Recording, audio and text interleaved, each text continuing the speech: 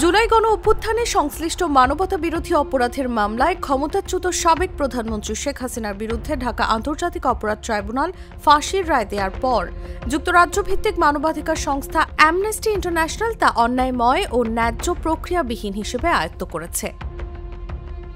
সংস্থার মহাসচিব অ্যাগ্নে কালামার্ড সোমবার প্রকাশিত প্রতিবেদনে বলেন, 2024 সালে ছাত্র নেতৃত্বাধীন বিক্ষোভের সময় ঘটেছে গুরুতর মানবাধিকার লঙ্ঘন এবং মানবতা বিরোধী অভিযোগ। যারা ব্যক্তিগতভাবে দায়ী তাদের বিরুদ্ধে সুষ্ঠু তদন্ত ও বিচার প্রয়োজন ছিল, কিন্তু এই বিচার ও সাজা কোনোটি সঠিকভাবে চালানো হয়নি বলেও জানান তিনি।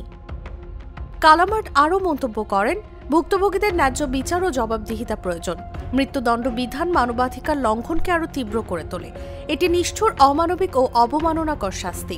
কোনো ন্যায্য বিচার ব্যবস্থায় মৃত্যুদণ্ডের স্থান নেই। অ্যামনেস্টি বলেছে, ওই সময় প্রায় 1400 জন নিহত ও হাজার হাজার আহত হয়েছিল। তাদের পরিবার ও আহতদের জন্য অধিকার ভিত্তিক এবং নিরপেক্ষ বিচার প্রক্রিয়া আবশ্যক ছিল। কিন্তু ট্রাইব্যুনালের বিচার প্রক্রিয়া নিয়ে সংস্থার আশঙ্কা রয়েছে। আদালতের স্বাধীনতার অভাব এবং বিচার গতিবহুল বিতর্কিত ছিল বলেও দাবি করে অ্যামনেস্টি। কালামার্ড অভিযোগ করেন, বিচার অত্যন্ত দ্রুত গতিতে হয়েছে এবং আসামি পক্ষকে তাদের প্রতিরক্ষার জন্য পর্যাপ্ত সময়ও দেওয়া হয়নি। আইনজীবী থাকা সত্ত্বেও শেখ হাসিনার পক্ষে তার প্রস্তুতির জন্য পর্যাপ্ত সুযোগ পায়নি।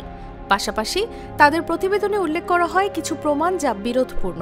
সেগুলো সমালোচনামূলক জিজ্ঞাসাবাদ বা ক্রস এক্সামিনেশন পর্যন্ত অনুমোদন পায়নি। এর আগে OHCHR এবং প্রতিবেশী দেশ ভারতও রায়ে উদ্বেগ প্রকাশ করেছে। বর্তমানে শেখ হাসিনা দেশ ত্যাগ করেছেন এবং পলাতক অবস্থায় রয়েছেন, তাই আপিল করার সুযোগ নেই।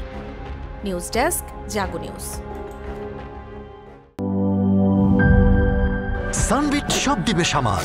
সানবিট ম্যাজিক প্রেস ডিশওয়াশিং এর মাথা ঘোরানো সলিউশন।